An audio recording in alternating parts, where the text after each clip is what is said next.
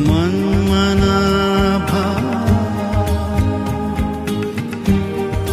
मन मना मन मना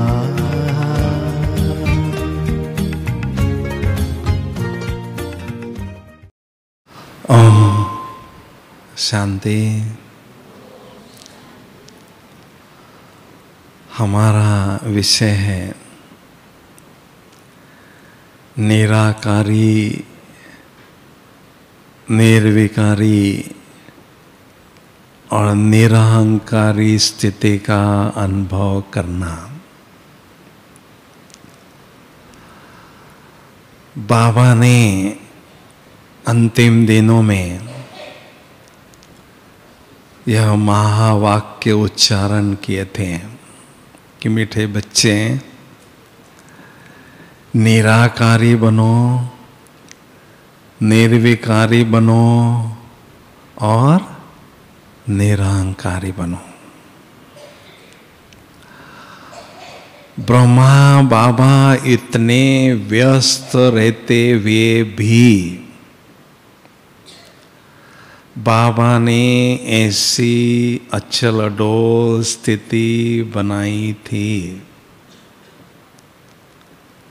हमारे सामने बाबा की स्थिति शांति स्तंभ के रूप में अभी भी मौजूद है।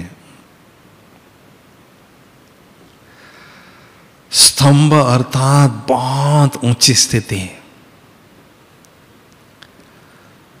स्तंभ अर्थात अचल अडोल स्थिति। तो ऐसी स्थिति बनाना अगर हमें है तो उसका जो सीक्रेट है, उसके लिए पहला कदम है निराकारी स्थिति को बहुत पक्का करना।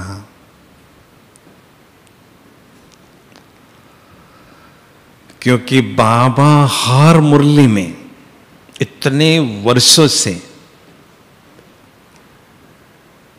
आत्म अभिमानी स्थिति पक्का करो, ये बार बार दोहराते आए हैं।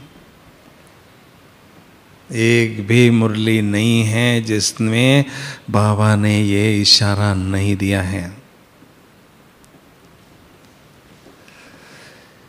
बात स्पष्ट है। ये सबसे महत्वपूर्ण पाठ हमारा है, आत्म अभिमानी स्थिति पक्का करना। यही पहला पाठ है, यही अंतिम पाठ है और यही सबसे महत्वपूर्ण पाठ है। इसको हमें रियलाइज करना है। क्योंकि जितना हम निराकारी स्थिति पक्का करते हैं उतना निर्विकारी स्थिति हमारी बनती जाती है।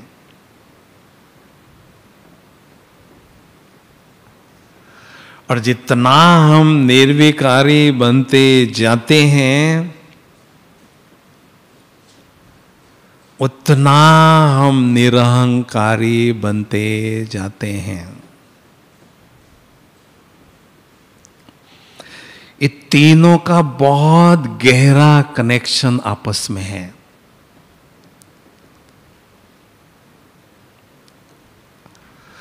वास्तव में देखा जाए तो अशरीरी जो स्थिति है, निराकारी जो स्थिति है, ये बीज है। उससे जो वृक्ष निकलता है, जीवन रूपी जो झाड़ निकलता है, उस पर दिव्य गुणों के फल और फूल लगते हैं निराकारी स्थिति के बीज से। और देहाभिमान का जो बीज है उससे जो वृक्ष निकलता है उस पर विकार रूपी फल लगते हैं, फूल लगते हैं। हमें क्या करना है? इस देह अभिमान का जो बीज है उसको हमें योग अग्नि में भस्म करना है, खत्म करना है। और जो निराकारी स्थिति का जो बीज है उसको स्नेह के पानी से, पुरुषार्थ के पानी से बहुत अच्छी तरह से वृद्धि को पाना है, जिससे जीवन रूपी पेड़ पर दिव्य गुणों के फल और फूल लगते रहेंगे।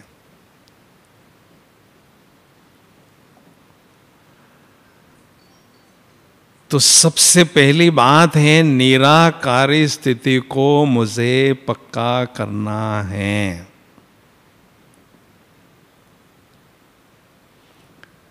ये 84 जन्मों का होमवर्क है। कितने जन्मों का? 84 जन्मों का। 63 जन्मों का जो देह का भान आत्मा में कूट कूट कर भरा पड़ा है उसको हमें हटाना है। और 21 जन्मों के लिए आत्मा का भान नेचुरल रहे उसको हमें जुटाना है।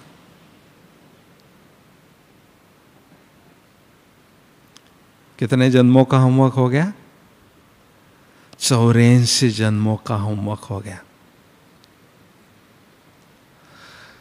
और ये होमवर्क करने के लिए हमारे पास बहुत थोड़ा समय बचा हुआ है।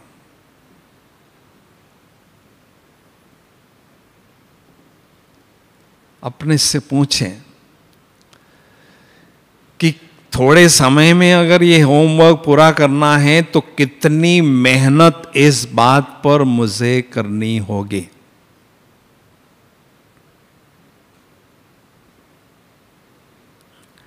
थोड़ा सा हम इस ज्ञान मार्ग में पुराने हो जाते हैं, 2-4 साल, 5-7 साल, सूक्ष्म अहंकार आता है।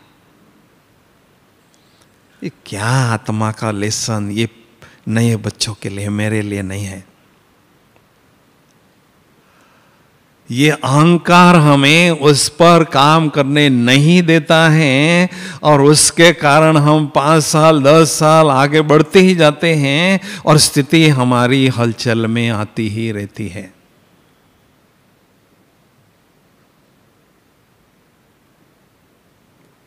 समझा? ब्रह्मा बाबा ने शुरू दिन से लेकर अंतिम दिन तक इस अभ्यास को नहीं छोड़ा।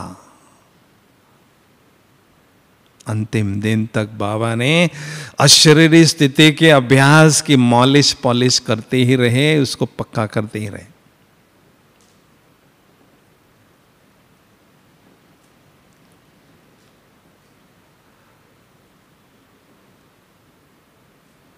बाबा के पास आने के बाद अगर हम बहुत ऊंची स्थिति बनाना चाहते हैं तो उसका सीक्रेट यही है। अशरीरी स्थिति पर हमारे बुद्धि की पकड़ हो और स्वमान के अभ्यास पर हमारी बुद्धि की पकड़ हो। ये 2 बातों पर बुद्धि की पकड़ होगी तो दुनिया की कोई ताकत नहीं है जो आपको हलचल में लाए। कोई नहीं ला सकता है। लेकिन इन 2 बातों में से अगर कोई बात हमारी छूट जाती है, ढीली हो जाती है, तो स्थिति हमारी नीचे आ जाती है।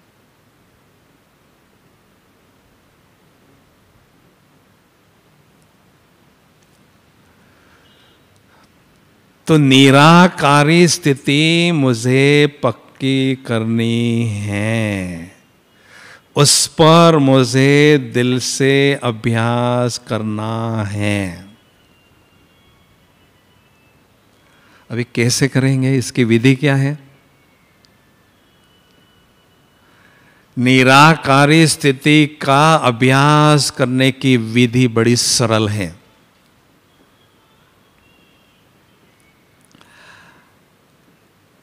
सबसे पहले आत्मा को देखना होगा, उसके बाद ही उसका अनुभव करना होगा। आत्मा को कैसे देखेंगे? हाँ जी, इस शरीर को आईने में हम इन आंखों से देखते हैं, स्थूल आंखों से स्थूल शरीर को देखते हैं। आत्मा को देखने के लिए आत्मा की आंख से ही देख सकते, और कोई दूसरा तरीका नहीं।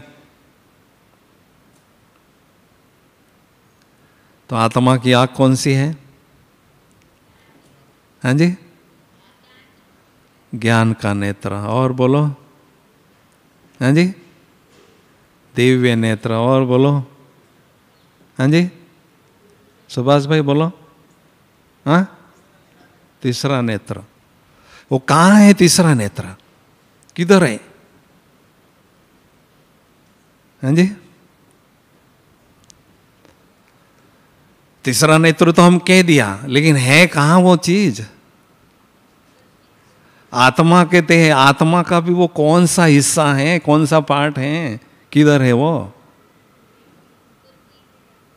अभी मैं आपको दो प्रश्न पूछता हूं, पूछूं? क्या आपने जानकी दादी जी को देखा है? देखा है? दिखाई दे रही है उनकी तस्वीर? मुझे, आप तो मुझे देख रहे, फिर भी कोई शक्ति देख रही है उनको? दूसरा प्रश्न, दादी जी के बारे में कुछ बातें आप बताएंगे? कैसी है दादी? क्या उन्होंने विशेषता है? बोलो जल्दी, जल्दी बोलो। हाँ, बहुत मीठी है, और बहुत लवली है, और हाँ, ज्ञान की गंगा है, और एनर्जेटिक है। अभी देखो, पहला प्रश्न आपसे पूछा क्या आपने जानकी दादी जी को देखा है, तो तुरंत उनको कोई शक्ति देख रहे थे, आत्मा की कोई शक्ति उनको विजुलाइज कर रहे थे। वो है बुद्धि रूपी नेत्र, आत्मा की विजुलाइज करने की शक्ति है, दिव्य नेत्र, ज्ञान का नेत्र। फिर दूसरा प्रश्न पूछा, दादी जी कैसी है? बहुत मीठी है, बहुत प्यारी है, रहम दिल है, ज्ञान की गंगा है। ये एक एक बात सोच के मुझे आप बता रहे थे, वो है मन। देखने वाली शक्ति बुद्धि है और सोचने वाली शक्ति मन है। इसको एकांत में बैठकर हमें अंतर को क्लियर समझना है। प्रायः देखा जाता है तो लोगों का इसमें कंफ्यूजन होता है, इसके कारण योग उनको कठिन लगता है। मैं जब ज्ञान में आया 3 साल तक मुझे योग बहुत कठिन लगता था, लेकिन किसी सज्जन ने छोटी सी बात मुझे बताई कि आत्मा, ये जो शक्ति है, उसके देखने वाली शक्ति बुद्धि रूपी नेत्र कहलाती है, और सोचने वाली शक्ति मन है। उसके बाद बिल्कुल सहज योगाभ्यास मुझे हुआ। समझा? तो इसको हमें फील करना है, अनुभव करना है, एक्सपीरियंस करना है। मैं आत्मा तो एक शक्तियों का पुंज हूं, लेकिन आत्मा की देखने वाली शक्ति बुद्धि है और सोचने वाली शक्ति मन है।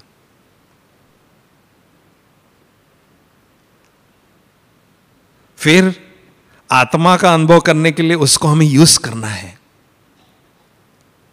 कैसे करना है? बुद्धि रूपी नेत्र को भ्रुकुटी के बीच में फोकस करो और आत्मा को देखने का प्रयास करो। मैं कौन हूं? मैं एक अजीब सितारा हूं और गजब का सितारा हूं। अजीब सितारा क्यों हूं? क्योंकि ये सितारे तो, आसमान के सितारे तो आंखों से दिखाई देते हैं, स्थूल आंखों से, लेकिन ये जो गजब का सितारा है, इसको देखने के लिए विशेष नेत्र, विशेष दिव्य नेत्र की आवश्यकता होती है। इसलिए गजब का सितारा हूं, वंडरफुल स्टार हूं। और गजब का सितारा क्यों हूं? छोटे से सितारे में 84 जन्मों का पहाड़ भरा हुआ है, जो कभी मिटता नहीं है, जो कभी घिसता नहीं है, इसलिए गजब का सितारा हूं।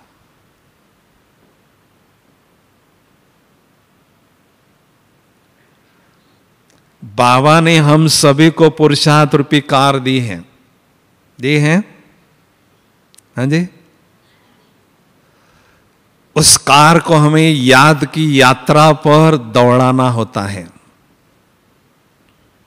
ठीक है। अब उस कार की, वो याद की यात्रा पर जो कार दौड़ती है, पुरुषार्थ रूपी कार, उसको स्टार्ट कैसे करेंगे भाई? स्थूल कार तो चाबी घुमा देते हैं, हाँ भाई जी, बैटरी स्टार्ट होती है, हाँ भाई साहब कनाडा वाले, गाड़ी स्टार्ट होती है। अब इस पुरुषार्थ रूपी कार को कैसे स्टार्ट करें भाई? हैं जी?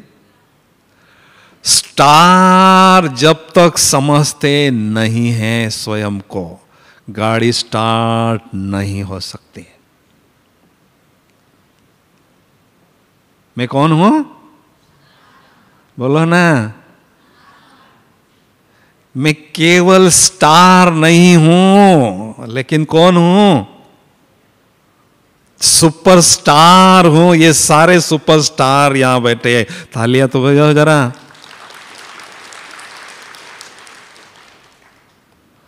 बाबा सुप्रीम स्टार है, और हम कौन हैं? केवल स्टार नहीं, सुपरस्टार है, हीरो एक्टर हैं। हमारा कोई ऑर्डिनरी रोल इस ड्रामा में नहीं है, हीरो रोल है। बाबा ने कहा मैं आपको हीरो पार्ट देता हूं, हीरो एक्टर का रोल देता हूं, लेकिन एक ड्यूटी भी देता हूं। कौन सी ड्यूटी देता हूं भाई बताओ? हैं जी, जल्दी बोलो। मैं ड्यूटी देता हूं एक, आपको सुपरस्टार का रोल देता हूं, लेकिन एक ड्यूटी देता हूं। कौन सी ड्यूटी देता हूं बताओ भाई? हैं जी? क्या? साक्षी होके देखो, बोलो बहने। हाँ जी? मैं ड्यूटी देता हूं सदा खुश रहना है और खुशियां बांटना है। सदा सदा खुश रहना है और खुशियां बांटना, ये मैं ड्यूटी दे रहा हूं। सदा खुश कैसे रहेंगे भाई? हाँ जी? कोई महिमा करता है हमारी तो बड़ा खुश होते हैं, और थोड़ी सी कोई ग्लानि करता है मुरझा जाते हैं। एक स्लोगन लिखो, निकालो डायरी। मुस्कान के बिना मुख खिलता नहीं। चेहरा कितना भी सुंदर हो, उस पर मुस्कुराहट नहीं होती है ना, कोई देखना नहीं चाहता है। मुस्कान के बिना मुख खिलता नहीं, सत्य ज्ञान के बिना सुख मिलता नहीं। क्या बोला? मुस्कान के बिना मुख खिलता नहीं, सत्य ज्ञान के बिना सुख मिलता नहीं।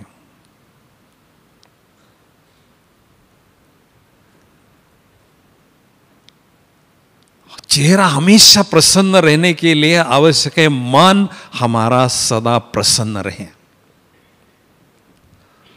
और मन की प्रसन्नता को चुराने के लिए 3 चोर बार बार हमारा मन का दरवाजा खटखटाते हैं।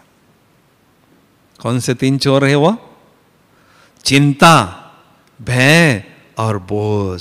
ये चोर बार बार हमारा दरवाजा मन का खटखटाते हैं और हमारी खुशी को, हमारी प्रसन्नता को चुराना चाहते हैं। कोई नहीं चोर सकता है हमारी खुशी को। चिंता, भय और बोझ तीनों हमारे पास पटक नहीं सकते। चिंतामणि बाप मुझे मिल गया, चिंता काहे की भाई? सर्वशक्तिवान परमात्मा मेरा बैकबोन हो गया, भय किस चीज का? सारे संसार का बोझ ढोने वाला बाप मेरा बाप बन गया तो मेरा बोझ नहीं ढोएगा। तीनों बातें खत्म हो गई, सदा प्रसन्न रहने लगे और चेहरा प्रसन्न रहने लगा। ठीक है, तो हमेशा खुश रहना है, खुशियां बांटना है। लेकिन क्या होता है, आत्मा का अभ्यास तो हम करते हैं, थोड़ा उसमें आनंद भी आता है, लेकिन थोड़े समय के बाद वो बोर होने लगता है। क्या बिंदी बिंदी बिंदी, कब तक बिंदी समझेंगे? बोर होता है भाई, सच सच बोलो। हाँ जी, बोर होता है, बोलो ना, बोलो ना जल्दी, बर्मा वाले। कभी कभी होता है, देखो बहन सच कह रही है। हमारी दादियां कभी नहीं कहा, दादियों ने, कि आत्मा का अभ्यास हमें बोर होता है। हम छोटे से एक भूल करते हैं। स्व माना मैं आत्मा हूं, ये हम मुझे पता है, लेकिन मान अर्थात मैं महान आत्मा हूं। ये दो बातें अगर साथ में होगी, स्व और मान, तो अब ये आत्मा का अभ्यास कभी भी बोर नहीं हो सकता है। मैं आत्मा निराकार ज्योति बिंदु हूं, लेकिन मान अर्थात महान आत्मा हूं, भगवान की नजरों में आई हुई आत्मा हूं, हीरो पाठधारी हूं। तो जब समान में स्थित रहते हैं तो उसका भरपूर आनंद हम ले सकते हैं। एक बार बाबा की मुरली विदेशियों के लिए चल रही थी। बाबा ने कहा, सोमान एक शब्द है, केवल एक शब्द है सोमान। सोमान शब्द को धारण करेंगे तो बाप समान बन जाएंगे। देखो कितना गहरा राज है इसमें। सोमान एक शब्द है, उसको स्वरूप में लाएंगे, धारण करेंगे तो बाप समान बन जाएंगे। इतनी श्रेष्ठ स्थिति हमारी बनेगी। कितना गहरा राज है इसमें। लेकिन सोमान में रहने की विधि भी हमारे पास क्लियर होना जरूरी है। केवल सोमान के पॉइंट 108 बार लिखना, कितनी बार लिखना, उससे कुछ नहीं होगा।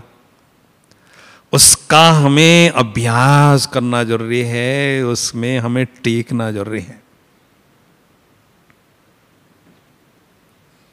सोमान में स्थित होने की विधि क्या है, ये थोड़ा सा क्लियर करना चाहता हूं। बाबा ने सोमान के पॉइंट बहुत दिए हैं, दिए हैं ना, 100 से भी जास्ती है। उसमें से कोई भी जो अच्छा पॉइंट आपको लगता है, आपकी आत्मा को जो खुशी दिलाता है, नशा चढ़ाता है, मस्ती चढ़ाता है, वो 1 या 2 पॉइंट आपको सेलेक्ट करना है।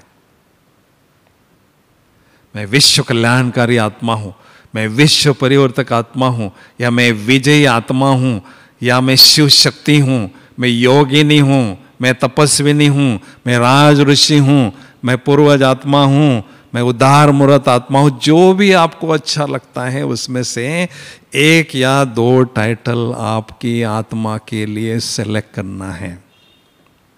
ठीक है, उस टाइटल पर बहुत अच्छी तरह से गहरा मनन चिंतन करना है। उदाहरण लीजिए कि मैं विश्व परिवर्तक आत्मा हूं, ये आपने टाइटल लिया, तो विश्व परिवर्तक आत्मा के संकल्प कैसे होते हैं? ऐसे होते हैं।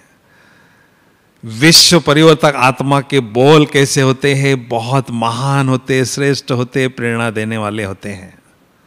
उसके कर्म कैसे होते हैं? बहुत श्रेष्ठ कर्म होते हैं। उसकी चलन कैसी होती है, उसका चेहरा कैसा होता है, उसका व्यवहार कैसा होता है, बहुत अच्छी तरह से गहराई में जाएं, मनन चिंतन करें, फिर उसको अपने जीवन का अभिन्न अंग बनाएं। मैं आत्मा हूं, लेकिन किस प्रकार की आत्मा हूं? विश्व परिवर्तक आत्मा हूं। सिंहासन पर बैठना माना मैं आत्मा, सिंहासन क्या है? विश्व परिवर्तक के सिंहासन है। मैं आत्मा विश्व परिवर्तन आत्मा हूं, परिवर्तक आत्मा हूं। सिंहासन पर बैठ गए, आपका सोचना, देखना, बोलना सब कुछ बदल जाए। और एक दिन वो आएगा, आपको उसका नशा, मस्ती ऑटोमेटिक होगी। क्या हुआ जब ओम मंडली में शुरू में हमारी दादियाँ छोटी छोटी बच्चियाँ थी, और जब ओम की ध्वनि करते थे तो उनको बहुत सुंदर साक्षात्कार होते थे। बाबा ने 14 साल तक आत्मा का ही अभ्यास पक्का कराया उनको, सोमान का अभ्यास पक्का कराया। अब वो तो चांद समय मिला नहीं भाई, लेकिन ओम की ध्वनि की चकाचुकी तो हम जरूर कर सकते हैं, अनुभूति जरूर कर सकते हैं। तो इसलिए हम सभी मिलकर ओम की ध्वनि करेंगे। सीधा बैठेंगे, पीठ की रीढ़ की हड्डी सीधी, ऐसे बूढ़े की तरह नहीं बैठो, सीधा बैठो। और ये आंखें बंद करना है आपको। स्थूल तीसरी आंख खोलनी है, आत्मा की जो आंख है ना वो पूरी खोलनी है, और मेरे साथ ओम की ध्वनि करना है। ओम शांति।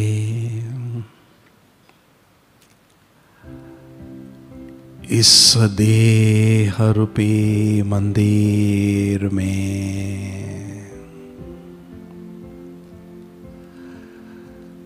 इस देह रूपी मंदिर में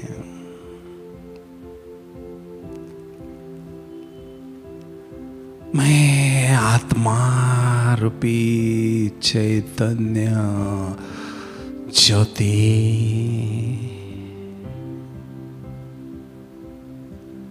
विराजमान हूँ।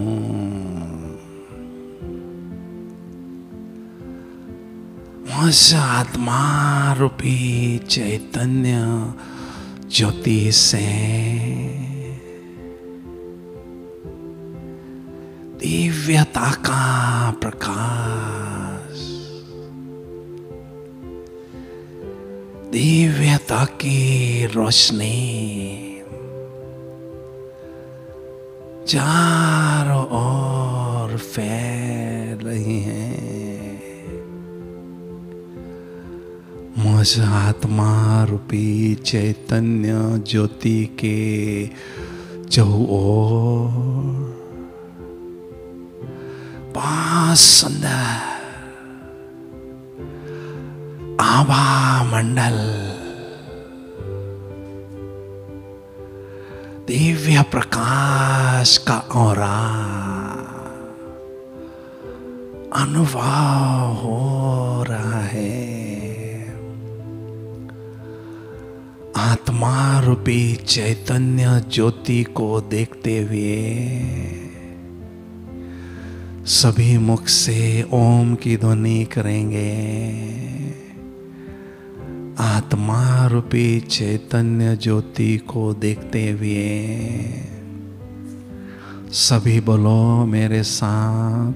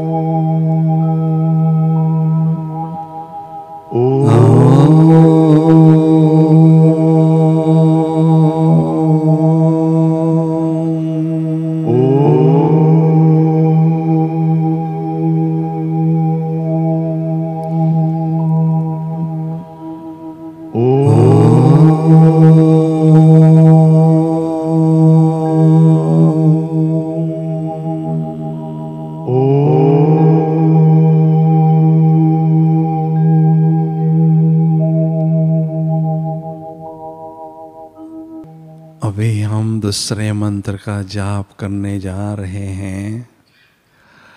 आत्मस्वरूपा ज्योति स्वरूपा, आत्मस्वरूपा ज्योति स्वरूपा।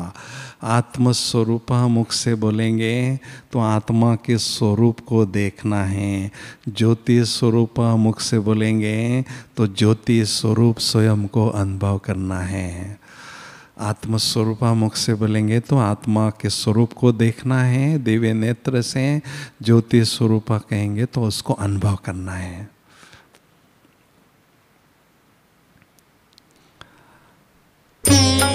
अनुभव करते हुए सभी बोलेंगे।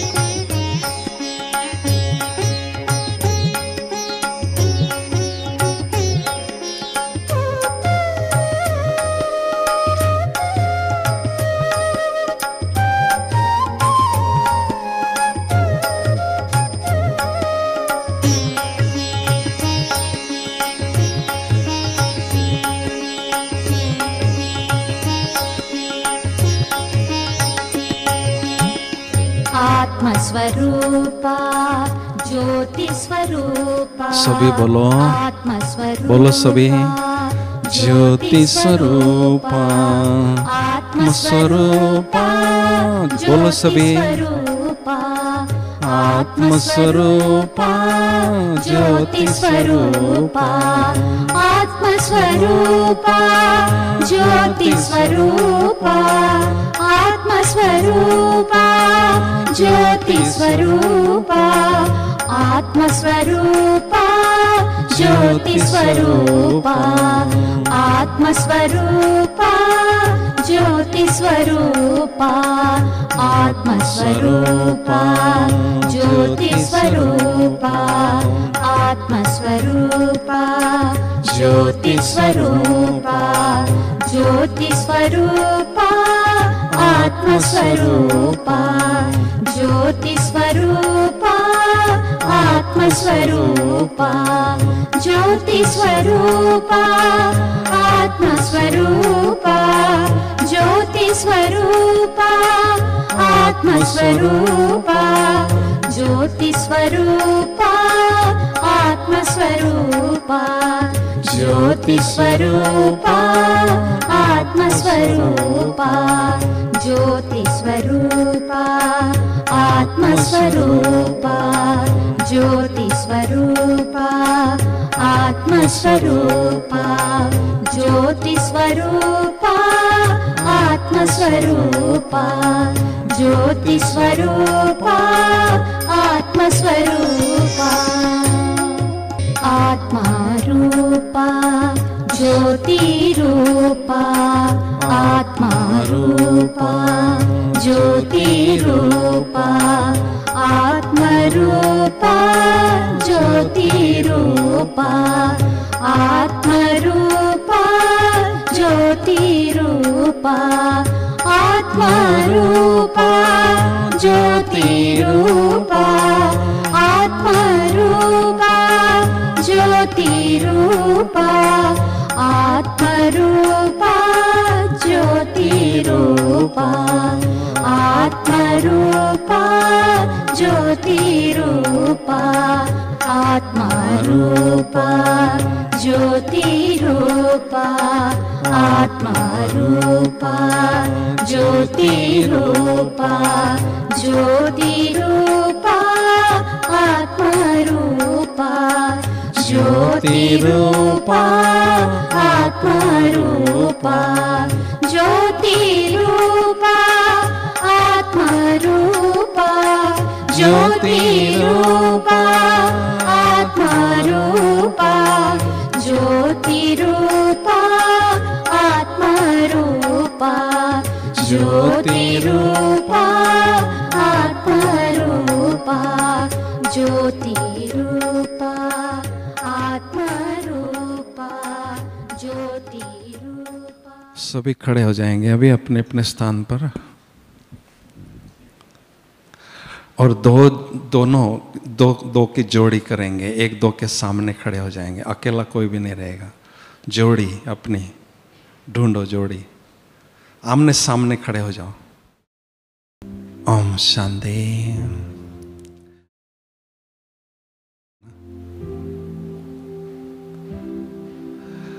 इस देह रूपी मकान में, इस देह रूपी मकान में मैं निराकार ज्योति बिंदु आत्मा मकान मालिक भ्रुकुटी के बीच आंखों रूपी खिड़कियों के पास विराजमान हूँ। मैं आत्मा मकान मालिक अति सूक्ष्म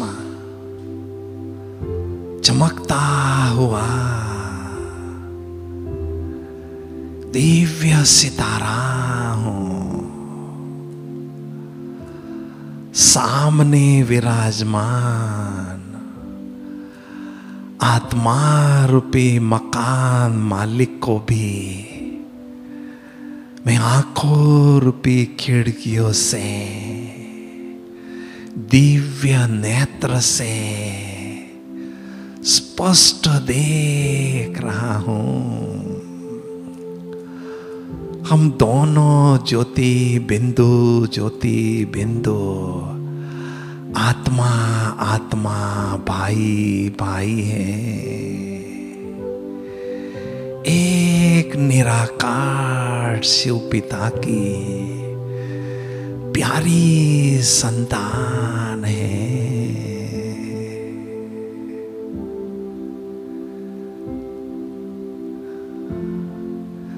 जैसे शिव बाबा की दृष्टि निराकारी निर्विकारी है, वैसे मेरी भी दृष्टि निराकारी निर्विकारी बनती जा रही है। सत्य स्वरूप में टिकने की और सत्य स्वरूप को देखने की सत्यता की शक्ति मेरी बढ़ रही है। दिव्यता की शक्ति मेरी बढ़ रही है। रूह समझकर रूह को देखने की मेरी रूहानियत की शक्ति बढ़ रही है।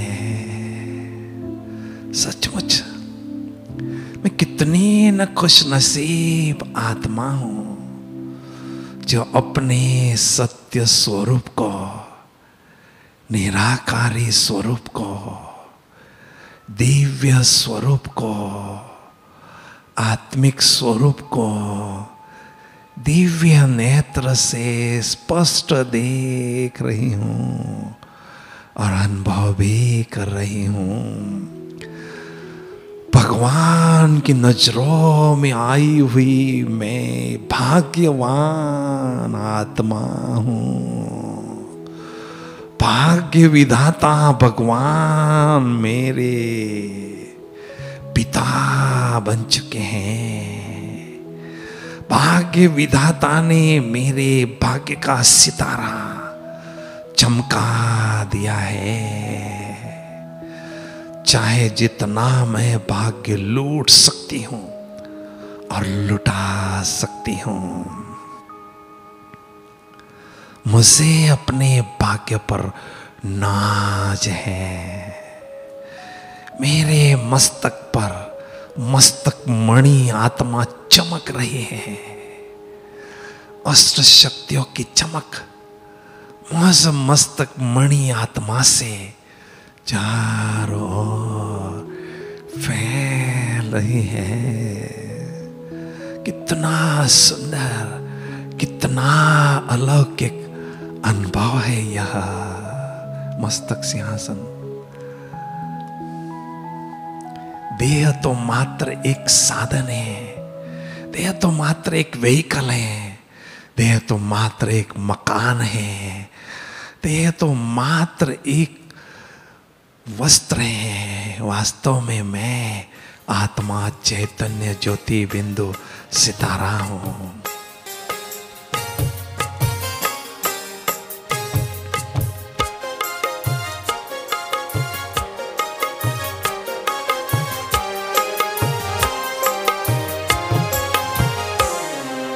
मस्तक सिंहासन पे हम आत्माएं राजन बने और शासन चलाएं। कर्मेंद्रियां कर्मचारी हमारी, भृकुटि बीच दरबार अपना सजाएं। मस्तक सिंहासन पे हम आत्माएं राजन बने और शासन चलाएं।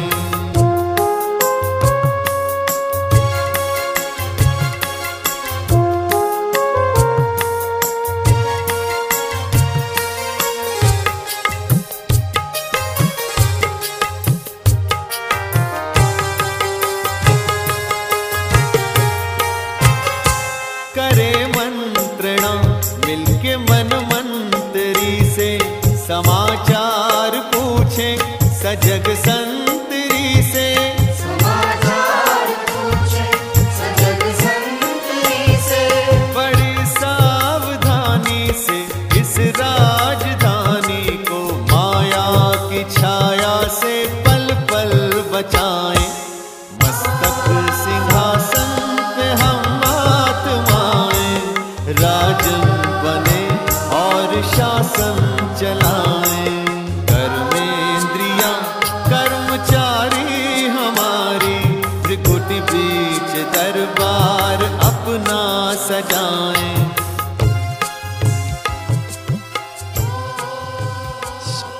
Soft music, soft music. अभी दाएं बाएं घूमते रहो, भाई भाइयों को दृष्टि देते रहो। मैं आत्मा अपने आत्मा भाई को देख रहा हूँ, एकदम फरिश्ता स्थिति में स्थित होकर मैं आत्मा हूँ, मेरे आत्मा भाई को देख रहा हूँ। अपना स्थान भी छोड़ सकते हैं, इधर उधर घूम सकते हैं। आत्मिक दृष्टि का और आत्मिक स्थिति का अनुभव को बढ़ाते चलो। बहुत सुंदर अभ्यास करो। अपना स्थान भी छोड़ सकते हैं और एक दो को आत्मिक स्थिति में रहकर आत्मिक दृष्टि में देखने का सुंदर अभ्यास कर रहेंगे। जैसे आसमान में जड़ सितारों की रिमझिम है, वैसे इस हॉल में चैतन्य आत्माओं रूपी सितारों की रिमझिम लगी हुई है। हम सभी चैतन्य आत्माओं रूपी चैतन्य सितारों को बाबा परम धाम से देख देख कर जा रहे हैं और हम सभी आत्माओं रूपी चैतन्य सितारों पर स्नेह के पुष्पों की भी वर्षा कर रहे हैं। कितना प्यारा, कितना सुंदर अलौकिक अनुभव है यह। आत्मिक स्थिति में स्थित रहकर आत्मिक दृष्टि में देखने का अनुभव। जैसे शिव बाबा की, ब्रह्मा बाबा की दृष्टि निराकारी निर्विकारी थी, वैसे मेरी भी दृष्टि निराकारी निर्विकारी बनती जा रही है। दिव्यता की शक्ति बढ़ती जा रही है। मैं आत्मा राजा हूं, सुमान के सिंहासन पर विराजमान हूं और सामने विराजमान आत्मा राजा को एक दो के सामने खड़े हो जाएंगे, एक दो के सामने खड़े हो जाएंगे।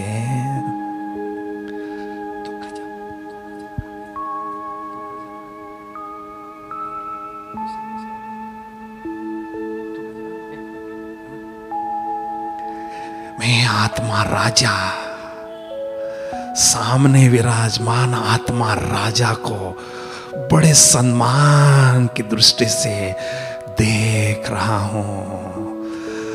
आत्मा रूपी राजाओं की सभा इस हॉल में लगी हुई है। आत्माओं रूपी राजाओं की दरबार इस हॉल में लगी हुई है। बाबा की, शिव बाबा की आस अनेक वर्षों से थी, मैं हर एक आत्मा रूपी बच्चे को राजा बच्चे के रूप में देखना चाहता हूं। तो आज वो आस मैंने पूरी की है।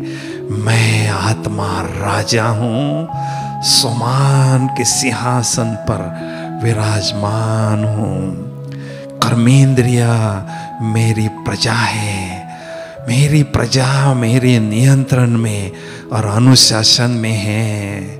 हम दोनों आत्मा आत्मा राजा राजा बड़े सम्मान की दृष्टि से मीठी दृष्टि एक दो को दे रहे हैं।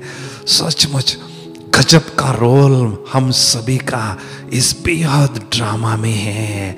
स्वयं भगवान ने हमें गजब का रोल इस बेहद के ड्रामा में दिया है। अपने गजब के रोल पर हमें नाज है।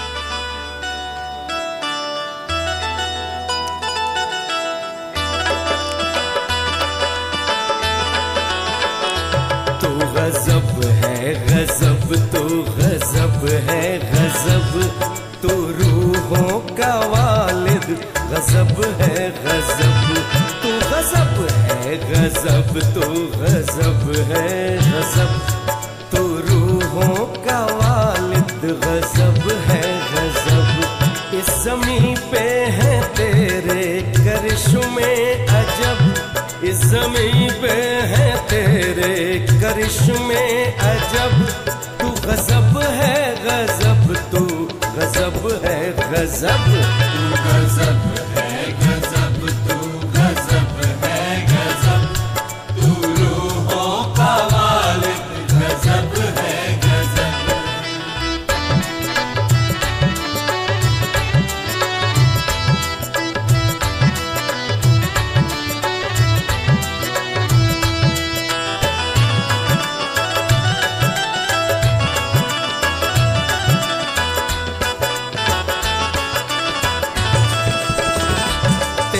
खुशबू रूहानी से महके जहां,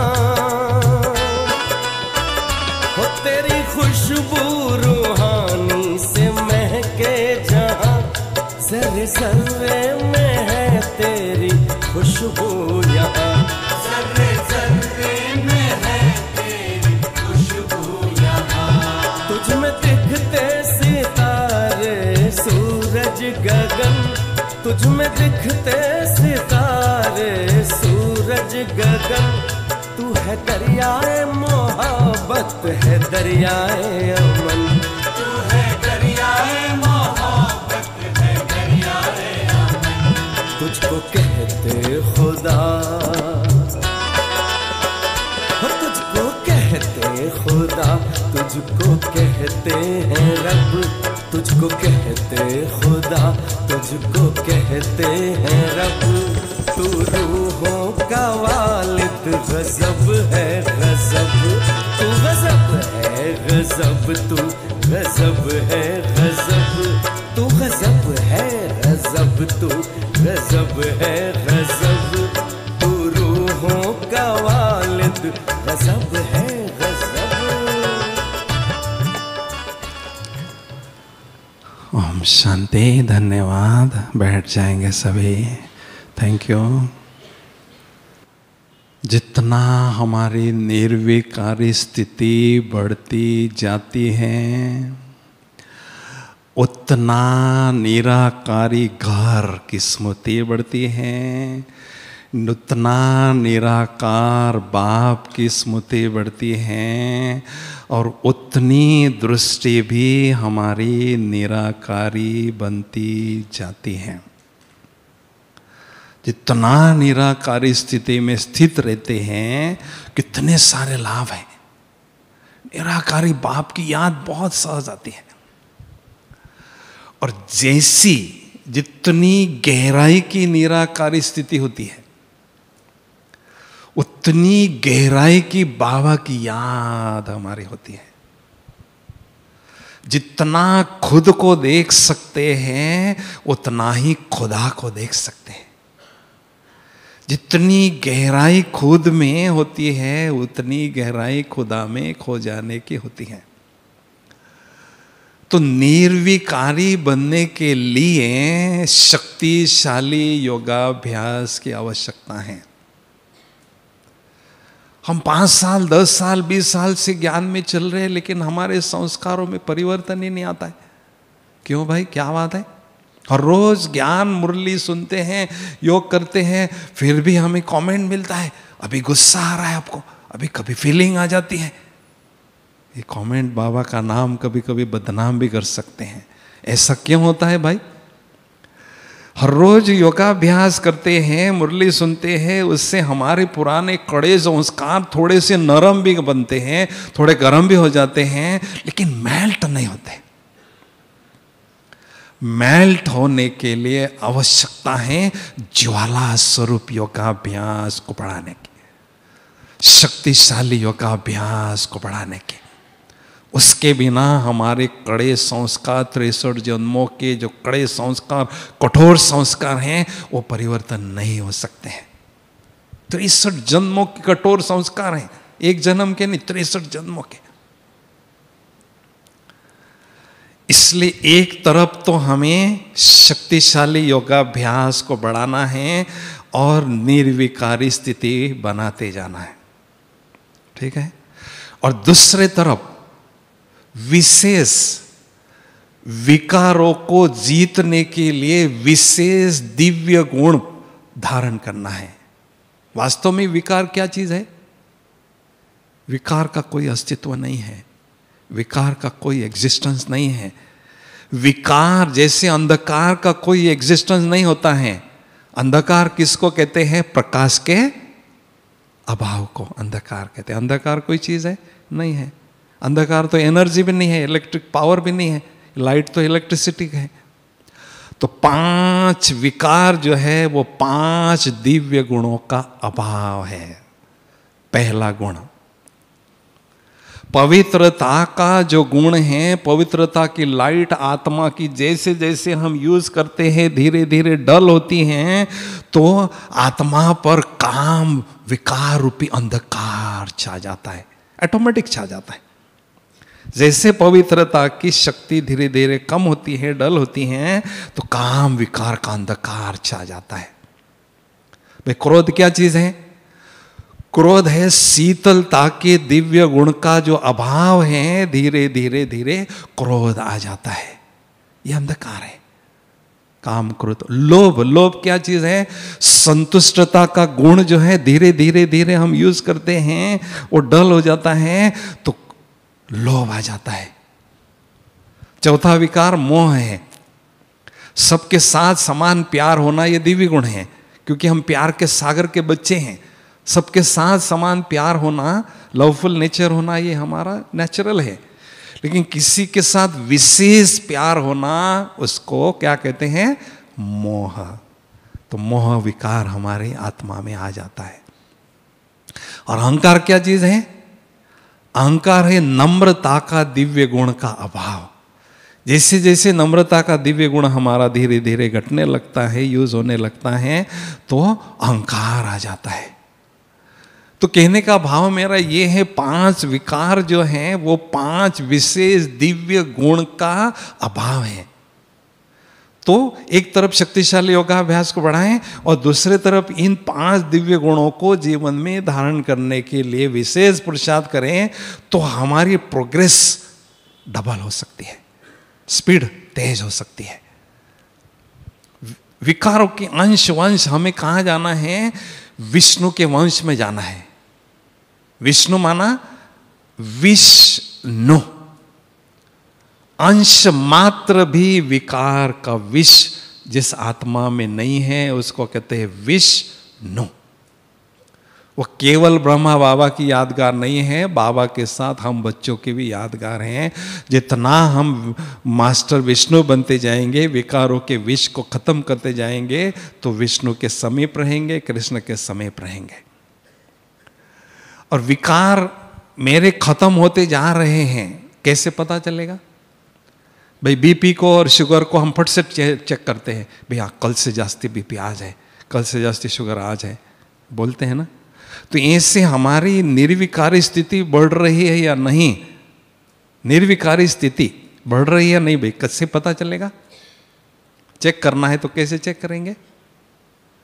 चेक करने की दो तरीके हैं।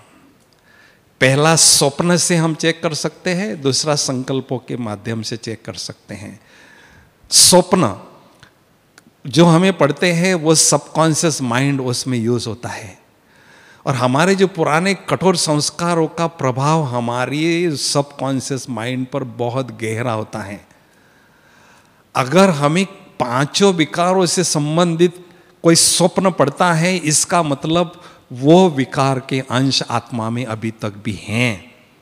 स्वप्न पढ़ेंगे, स्वप्न पढ़ना अच्छी बात है, लेकिन जैसी जैसी आत्मा पवित्र बनती जाती है, पवित्र संकल्प स्वप्न पढ़ते हैं, बाबा के बारे में, सेवा के बारे में और संगम युग के बारे में स्वप्न पढ़ते हैं। और दूसरी टेस्ट है संकल्पों की। मेरे मन में अभी भी अशुद्ध संकल्प चलते हैं, इम्प्योर संकल्प चलते हैं, माना वो गंदगी अभी भी आत्मा में है, वो बदबू, वो अंश विकार के अभी भी हैं। वो खत्म हो जाते हैं, अशुद्ध संकल्प चलना, माना उससे मैं फ्री हो गया। हमेशा महान संकल्पों का प्रवाह चलना, पवित्र संकल्पों का प्रवाह चलना, शुद्ध संकल्पों का प्रवाह चलना, ये निशानी है, पवित्रता आत्मा की निशानी है। तो संकल्पों के पैटर्न को चेक करने से भी हमें पता चलता है किस प्रकार की मेरी स्थिति निर्विकारी बनी है, कितना मुझे और इस पर मेहनत करना है। ठीक है, अभी एक महत्वपूर्ण बात है, निराकारी से निर्विकारी हम बनते हैं। अब निर्विकारी में पांचवा विकार अहंकार भी आ गया ना भाई। फिर भी बाबा ने निरहंकारी शब्द को यूज किया, क्यों? कारण क्या है? समझ में है मेरा प्रश्न? निराकारी से निर्विकारी बनते हैं, निर्विकारी में पांचवा जो विकार है अहंकार, वो भी उसमें आ जाता है। फिर भी बाबा ने तीसरे शब्द का उच्चारण किया, निरहंकारी बनो। निराकारी, निर्विकारी और निरहंकारी बनो। क्यों? 95 में मैं प्रकाशमणि दादी जी का इंटरव्यू लिया, दादी जी को ये प्रश्न पूछा, दादी जी बाबा ने ये तीसरा शब्द यूज क्यों किया जबकि अहंकार इन 5 विकारों पर हैं? तो दादी जी ने जवाब दिया था, देखो जब हम बाबा के पास आते हैं हमारी झोली खाली होती है, हम खाली हाथ आते हैं बाबा के पास, कुछ नहीं होता है हमारे पास। लेकिन बाबा का पास आने के बाद कुछ पुरुषार्थ हम करते हैं, कुछ उपलब्धियां प्राप्त करते हैं, बहुत अच्छा योगी बनते हैं, तपस्वी बनते हैं, अच्छा स्पीच करते हैं, बुद्धि बहुत अच्छी सालिम बनती है, प्लानिंग बुद्धि होती है, खजाने प्राप्त करते हैं। तो जो उपलब्धियां बाबा से होती हैं उसका हमें अहंकार आता है। ये गलत है, ये भी नहीं होना चाहिए। बाबा की अमानत है, ये मेरी अमानत नहीं है। मैं तो खाली हाथ आया था, ये बाबा की अमानत है, और बाबा की अमानत और मुझे उसका अहंकार हो रहा है। समझा क्या? तो इस अहंकार से भी फ्री हो जाना, उसको कहते हैं निरहंकारी बनना। मुझे सूक्ष्म अहंकार है या शुद्ध नशा है? शुद्ध नशा देखो, हम राजे महाराजे बनने वाली आत्माएं इस सभा में बैठे हैं, ओ नार राजे महाराजे इसी सभा में हैं, बाहर तो छोड़ो, रॉयल परिवार की आत्माएं हैं। तो उनको शुद्ध नशा अभी वर्तमान समय होना बहुत जरूरी है। तो शुद्ध नशा तो होना चाहिए, लेकिन उसके साथ अशुद्ध अहंकार हम कभी कभी मिक्स करते हैं। अभी दोनों में अंतर कैसे पता चलेगा भाई? मुझे अशुद्ध अहंकार है या शुद्ध नशा है, कैसे पता चलेगा? उसके टेस्ट क्या है? जैसे शुद्ध नशा है तो उससे निशानी है नम्रता हमारे जीवन में नेचुरल होगी, ये उसके निशानी है। शिव बाबा से बढ़कर तो इस दुनिया में कोई नहीं है। हाईएस्ट ऑन हाई है, सबसे बड़ी अथॉरिटी इस संसार में शिव बाबा है, ठीक है। लेकिन आप देखो मुरली के बाद बाबा के चेहरे की तरफ देखो, याद, प्यार, नमस्ते।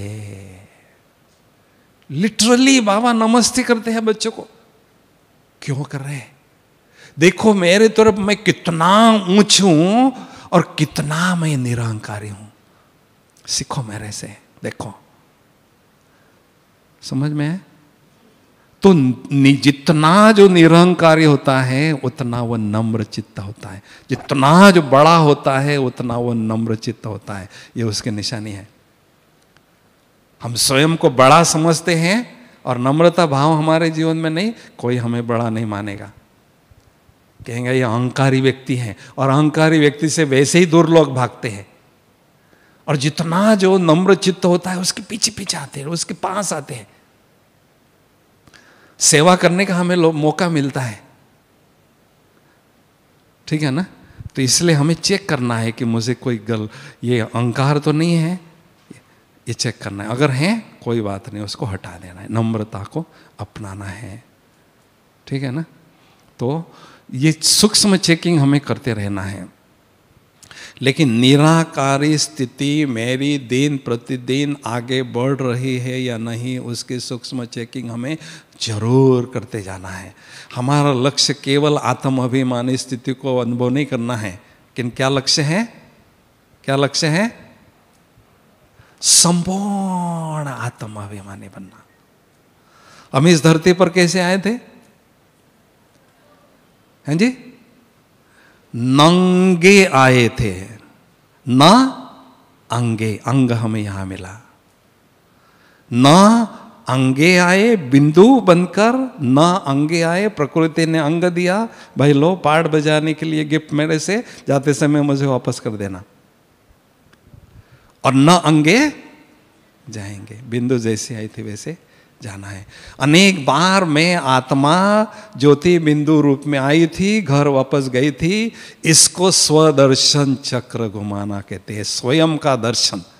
मैं निराकार ज्योति बिंदु आत्मा 84 जन्मों से जा रही हूँ, घर जा रही हूँ। तो स्वदर्शन चक्र घुमाने से ऑटोमेटिक हम फ्रेश भी रहते हैं, और माया कर हमारे जीवन में आती है तो उसका हम गला भी काट सकते हैं, ठीक है ना। तो क्या होता है, जैसे जैसे आत्मिक स्थिति मेरी बढ़ रही है, नहीं कैसे पता चलेगा भाई? 5 साल से 10 साल से कर रहे हैं आप, कैसे पता चलेगा? अभी मैं पूछता हूँ भाई, आप 10 साल से चल रहे, आत्मा के अभ्यास में कितना आपका प्रोग्रेस हुआ? क्या जवाब देंगे आप, बताओ। हैं जी? उसकी 5 स्टेप्स है, लिखो। आत्मा की गहराई कितनी आपकी बड़ी है, वो अगर आपको जानना है तो उसकी 5 स्टेप्स है। जैसे बाबा के पास हम आते हैं, बाबा कहते हैं आत्मिक स्मृति में टिको। तो कभी स्मृति रहती है, कभी विस्मृति होती है, कभी स्मृति होती है, कभी विस्मृति होती है। तो पहली स्टेप है आत्मिक स्मृति में टिकना। टीका लगाते हैं ना, तो ये स्थूल टीका लगाने की जरूरत नहीं है, ये आत्मा का टीका मुझे लगा रहे हैं। कहते तिलक है तो लक जगा हुआ है, ये तिलक नहीं तो लक सोया हुआ है। और भगवान जो हमारा साजन है उसको भी तलाक हमने दिया है। जिसका जैसा अभ्यास हम करते हैं, आत्मिक स्मृति से दूसरी स्टेप आती है आत्मिक स्थिति पक्की हो जाना। आत्मा के भान में स्थित हो जाने की क्षमता को प्राप्त करना, उसको कहते हैं आत्मिक स्थिति पक्की होना। और जैसे जैसे आत्मिक स्थिति हमारी बढ़ती जाती है, तीसरी स्टेप है आत्मिक दृष्टि। जो सामने आता है उसके भ्रुकुटी में हमें आत्मा स्पष्ट नजर आने लगती है, हमारी दृष्टि में अलौकिकता आती है, दिव्यता आती है। इस साधारण शरीर के बजाय असाधारण दिव्य स्वरूप हमें स्पष्ट दिखाई देता है। पुराने हम ज्ञान में चल रहे हैं, उसकी निशानी क्या है? अलौकिकता की शक्ति बढ़ना, दिव्यता की शक्ति बढ़ना, रूहानियत की शक्ति बढ़ना, है ना? उसको कहते हैं मुरब्बी बच्चे बनना, पक्के बच्चे बनना बाबा के। ब्रह्मा बाबा ने इतना अभ्यास किया आत्मिक दृष्टि का, आत्मिक स्थिति का। बाबा की विजन को कहते थे एक्सरे विजन, जो अंदर छिपी हुई आत्मा भ्रुकुटी के बीच में वो बाबा को स्पष्ट नजर आती थी, इसलिए बाबा के विजन को कहते थे एक्सरे विजन। एक्सरे क्या करता है? अंदर जो भी ऑर्गन्स होता है ना, उसका फोटो देता है।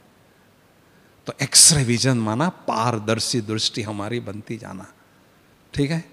जैसे जैसे आत्मिक दृष्टि हमारी पक्की बनती है, तो चौथी स्टेप है आत्मिक वृत्ति पक्की होना, माना आत्मा के स्थिति में स्थित होना और दूसरों का आत्मा देखना, ये अभ्यास नेचुरल होना, आत्मिक वृत्ति पक्की होना।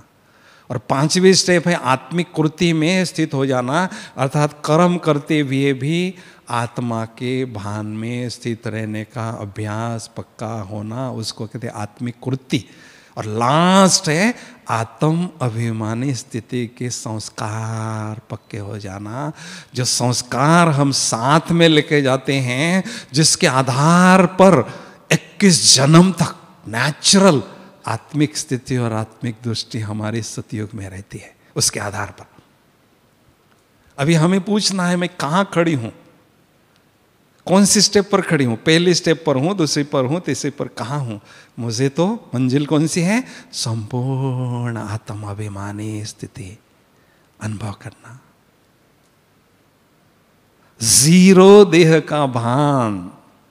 बाबा तो हीरो कौन है इसमें? बैठ के ड्रामा में हीरो कौन है? जो स्वयं को क्या समझते हैं? जीरो समझते हैं। तो आत्मा समझना, जीरो समझना, वही हीरो कहलाते हैं, वही हीरो पार्ट बजाते हैं। ये इस वस्त्र को हमें उतार देना है, बुला देना है, गला देना है। हम बाबा के बच्चों ने बहुत सुंदर अभ्यास हर कल्प किया है, उसके बहुत सुंदर यादगार शास्त्रों में है। बोलो कौन सी है? हम बाबा के बच्चों ने किया, किसी और ने नहीं किया। हाँ जी, कौन बोल रहा है? हाँ बिल्कुल बिल्कुल सही बात है। पांडवों के बारे में क्या बताते हैं, दृष्टांत बताते हैं। पांडवों के साथ सबसे पहले क्या दिखाते? कुत्ता, और कुछ नहीं दिखाते। कुत्ता माना क्या? हमेशा पूंछ हिलाता रहता है कुत्ता, हमेशा पूंछ हिला और कुछ नहीं करता। तो आत्मा की पूंछ है ये देह, ये देह की पूंछ हम साथ में, हम उसका भान हमेशा रहता है। तो पांडव जैसे जैसे पहाड़ों पर चलते गए, चढ़ते गए, तो वो कुत्ता भाग गया, गायब हो गया, माना देह की पूंछ हम भूल गए। और जैसे जैसे पहाड़ों पर चढ़ते गए, गलते गए, आत्मा में जो 63 जन्मों का देह का भान है वो भी गल गया, वो भी मेल्ट हो गया, खत्म हो गया। और जैसे जैसे चढ़ते गए गायब हो गए, माना परम धाम में अपने अपने सेक्शन में सेट हो गए, बैठ गए। ये हमारा गायन है, किसी और का नहीं है। हम बाबा के बच्चों ने कलप कलप ऐसी सुंदर आत्मिक स्थिति का अभ्यास किया हुआ है, उसकी यादगार शास्त्रों में है ना भाई? क्या हुआ, ये परकिन भाई है ना, कल मुझे कहते साइट सीन करने के लिए जा रहे हो, माउंट पर ले गए कल। भाई मैं माउंट पर चलो थोड़ा दिखाते आपको, ठीक है।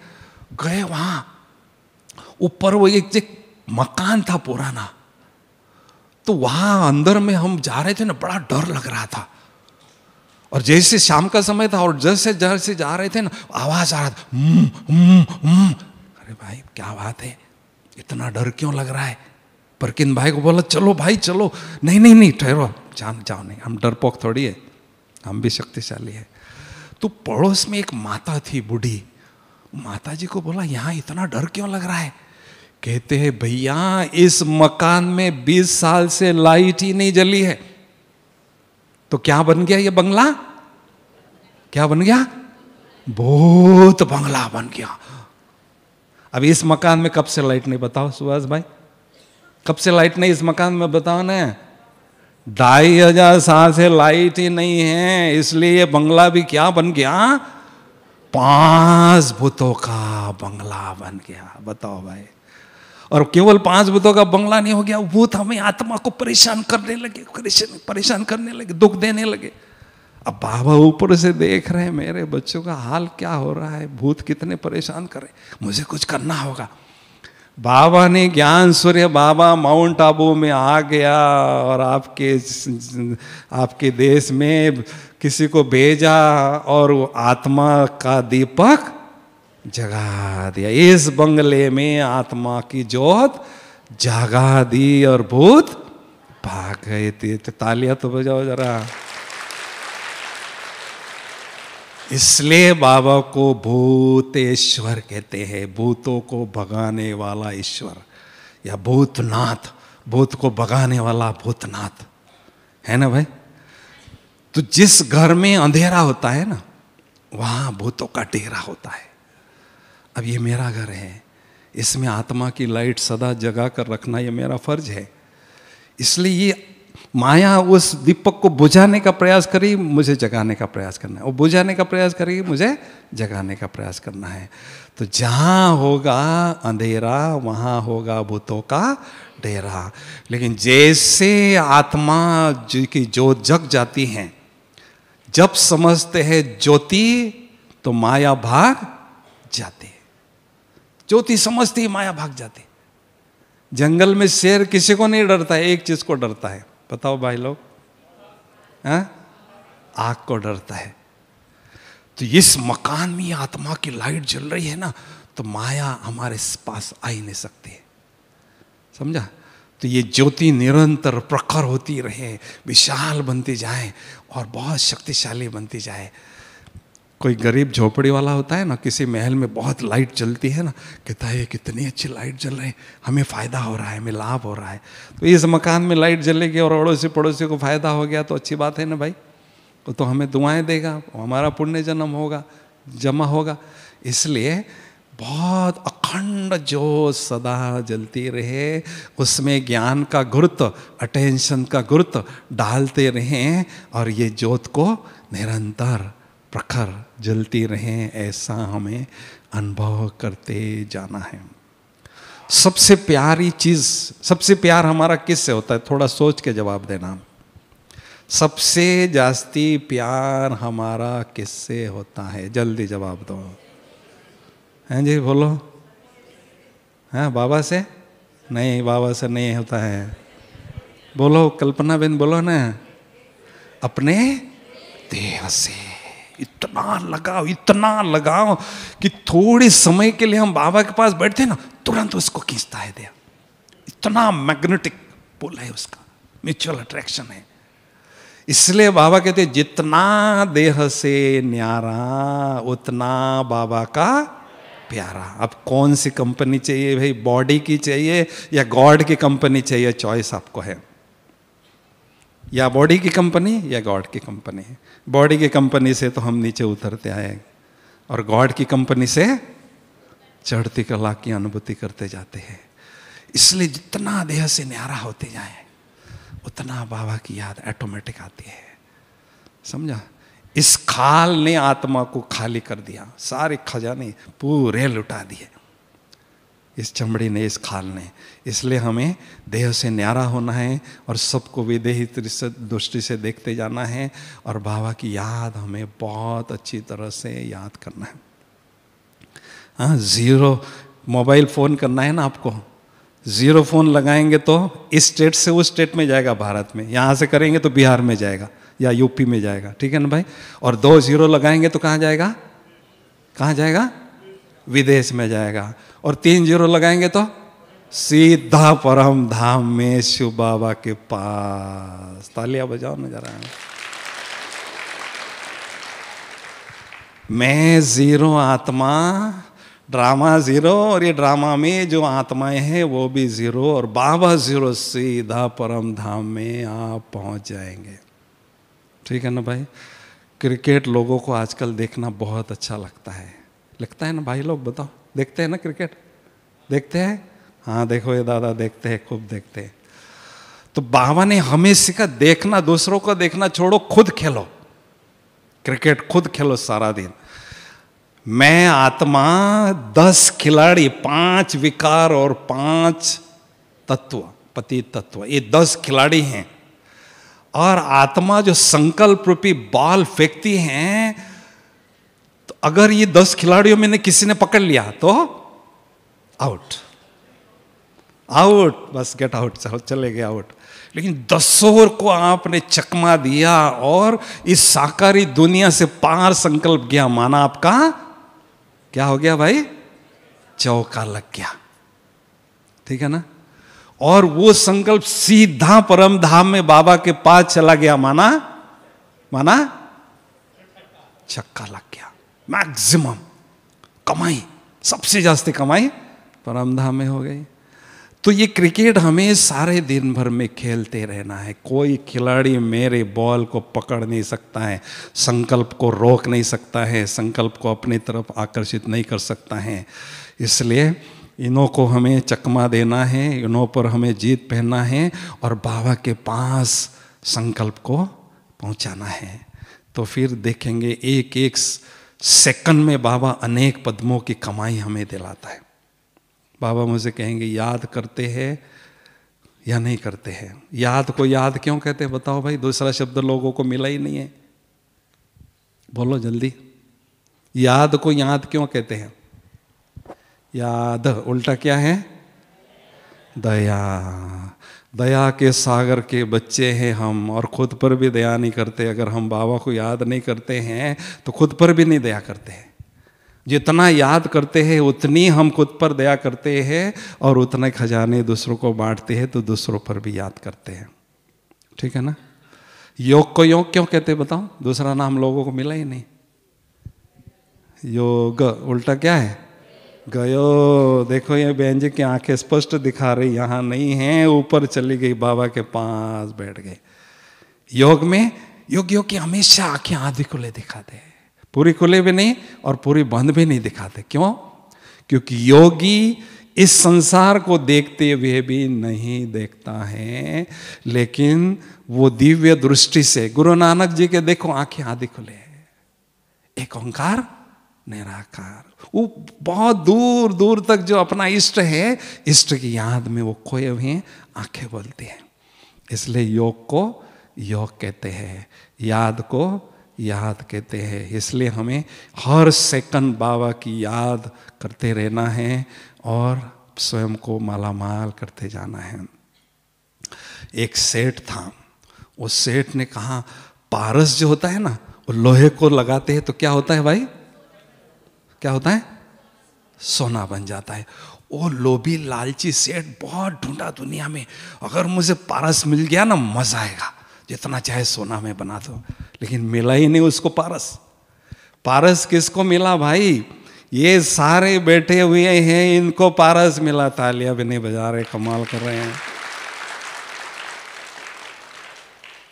पारस नाथ, बाबा ही एक ऐसे नाथ है जिससे सर्व संबंधों का रस प्राप्त कर सकते हैं। और बाबा जो पारस है वो आयरन एजेड आत्मा को टच करती हैं याद के द्वारा, तो ये आत्मा क्या होती है? गोल्डन एजेड बनती। असली पारस तो हमें मिला भाई। तो उस पारसनाथ बाबा की याद में हमें टीकना है, उनके कनेक्शन में रहना है, तो आत्मा जो है वो गोल्डन एजेड बनती जाएगी, सोने तुल्य बनती जाएगी। वो जो भी अलाय आत्मा में हैं, विकारों के अंश वंश सारे खत्म होते जाएंगे, ठीक है ना। निर्विकारी बनते जाएंगे, और जितनी निर्विकारी बनते जाएंगे उतना निर्विकारी जो बाबा हैं उनके समीप हम अनुभव करते जाएंगे। योगी माना परमात्मा के अति समीप आत्मा है। बाबा क्या कहते हैं? योगी बच्चे मेरे बेस्ट फ्रेंड है, राइट हैंड से, बेस्ट इंस्ट्रूमेंट्स है ना भाई? क्यों ऐसा कहते बाबा? बच्चे तो सभी है, इतने सारे ढेर बच्चे हैं, लेकिन योगी बच्चे खास बच्चे हैं मेरे, और वो बेस्ट फ्रेंड है, मेरे राइट हैंड्स हैं और निरंतर सहयोगी बच्चे हैं। क्यों? क्योंकि योगी आत्माएं हमेशा अपनी श्रेष्ठ स्थिति में रहते हैं और पवित्रता के, शांति के, आनंद के वाइब्रेशन निरंतर फैलाने की सेवा करते रहते हैं। इसलिए बाबा कहते हैं yogi souls are my best friend, they are my right hands. तो हमें सबसे बड़ा वरदान योगी भाव का लेना है। संगम युग में जितने भी वरदान बाबा देता है, सबसे बड़ा वरदान कौन सा है? हाँ जी, कहते हैं हाथी के पैर में सबके पैर होते हैं। तो सबसे बड़ा वरदान है योगी भव का। योगी भव का वरदान जो प्राप्त करते हैं उन्हों को अन्य सभी वरदान स्वतः ही मिलते जाते हैं। इसलिए मुझे भगवान तो मिला, लेकिन भगवान से मुझे क्या क्या मिला है, क्या मिलना है, ये एकांत में हमें बैठना है और पूछना है। कितनी मेहनत हमें भगवान को प्राप्त करने के लिए मिली है। तो जितनी मेहनत हमने भगवान को पाने के लिए की है, उससे कई गुना मेहनत उससे खजाने पाने के लिए मुझे करना है, थकना नहीं है। ठीक है ना भाई? कहते हैं ना भाई, भगवान तो मुझे मिल गया, बस पाना था सो पा लिया, अभी कुछ मुझे चिंता करने की जरूरत। अरे भाई, भगवान मिला कितनी मेहनत किसे मिला? जितनी मेहनत से भगवान मुझे मिला, उससे जास्ती मेहनत हमें खजाने प्राप्त करने के लिए करना है। ऐसे चैन से नहीं बैठना है। ठीक है ना भाई? तो याद याद याद याद, तपस्या तपस्या तपस्या। मधुबन ही ऐसा इस ग्लोब पर सबसे पावरफुल स्थान है। इस सृष्टि रूपी ग्लोब पर मधुबन ऐसा एक सबसे पावरफुल स्थान है जहां आप जो अनुभव आध्यात्मिक क्षेत्र का करना चाहते हैं वो कर सकते हैं। क्योंकि इतने वर्षों से भगवान यहाँ आ रहे हैं, इतने वर्षों से सारी जो संसार की क्रीम आत्माएं, दादियां हमारी इतने वर्षों से तपस्या कर रही हैं। तो ये सबसे पावरफुल स्थान है। तो यहाँ आने के बाद जितनी ऊंची उड़ान आप आध्यात्म आकाश में उड़ना चाहते हैं, उड़ सकते हैं। जो अरमान आप अलौकिक अनुभव करने के होते हैं, वो उन अरमानों को आप पूरा कर सकते हैं। ठीक है ना भाई? इसलिए ये लॉटरी मिली है आपको बाबा के घर में आने की, और इस लॉटरी का आप फुल फायदा लेना है। लॉटरी को लॉटरी क्यों कहते हैं बताओ? हाँ जी, लॉटरी क्यों बोलते बताओ ना? मिलती है ना, बंद आपके देश में तो होती है ना लॉटरी, लंदन में इधर उधर लॉटरी तो होती है ना भाई, कनाडा में। लॉटरी को लॉटरी क्यों बोलते हैं? हाँ, क्यों बोलते हैं? कारण बताओ ना। लॉटरी एक के साथ लमसम मिलता है, लॉट में मिलता है। लॉटरी है ना भाई? ताली तो बजाओ जरा, बाबा ने हमें लॉटरी दी है। इतनी बड़ी लॉटरी दी है, भगवान हमें मिला, इतने सारे खजाने मिले भाई, इससे बड़ी तो लॉटरी दुनिया में तो कोई है नहीं। लेकिन उस लॉटरी को हमें फ़ायदा लेना है, लॉटरी को बढ़ाना है।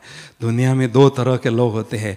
लॉटरी समझो 10 लाख की मिल गई ना, ये जो बुद्धू होता है ना वो खा पी के 0 कर देता है, और जो बुद्धिमान होता है वो 10 लाख का 1 करोड़ करेगा, 2 करोड़ करेगा, बढ़ाता जाएगा। तो इस लॉटरी को हमें बढ़ाते जाना है और खजानों को और अच्छी तरह से वृद्धि को पाना है। लेकिन खजाने पाने का एक ही कंडीशन है। खजाने कैसे प्राप्त करेंगे भाई बताओ? हम यहाँ क्यों आए हैं? खजाने पाने के लिए आए हैं ना, कि नहीं आए बताओ? तो खजाने पाने का तरीका क्या है, विधि क्या है बताओ? जितना खो जाना उतना खजाना।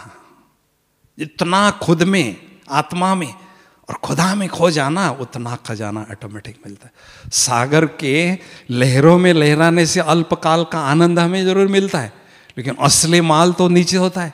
हीरे ज्योति होती वगैरह मोती सब नीचे होते हैं। तो इसलिए प्यार के सागर के लहरों में लहराने से अतीन्द्रिय सुख मिलता है हमें। लेकिन एकदम खो जाए, डूब जाए, समा जाए, लीन हो जाए, तो फिर बहुत सुंदर हमें खजाने मिलते हैं। बहुत गहन अलौकिक अनुभव के रत्न खजाने हमें मिलते हैं। इसलिए हमें मधुबन में रहकर बहुत सुंदर गहन अनुभव योगाभ्यास में करते जाना है। ठीक है भाई? लेकिन एक शर्त है, बाबा के पास आने के बाद कोई भी अलौकिक अनुभव करना है, यहाँ क्यों आए आप मधुबन में? योग तो वहाँ पे भी करते हैं, बर्मा में भी करते हैं, कनाडा में भी करते हैं, लेकिन यहाँ क्यों आए? बाबा से मिलने आए। और दूसरा कारण, बाबा बहुत सुंदर योग के अनुभव करने के लिए आए। तो अनुभव कब होते हैं बताओ? कोई भी अलौकिक अनुभव कब होता है हमें? अनुभव। जब तक स्वयं को अणु नहीं समझते हैं, बिंदु नहीं समझते हैं, तब तक इस ज्ञान मार्ग में कोई अलौकिक अनुभव नहीं हो सकता है, चाहे कितने भी साल चलो। और अणु समझेंगे, बिंदु समझेंगे तो अलौकिक अनुभव की खान आपको मिलेगी, अलौकिक अनुभव की वर्षा आप पर हो रही है, ऐसा आप अनुभव करते जाएंगे। मैं कौन हूं? अणु हूं, अति सूक्ष्म बिंदु, चमकता हुआ स्टार हूं। सबके ब्रुकटे में स्टार चमक रहे हैं। ठीक है भाई? ओम शांति।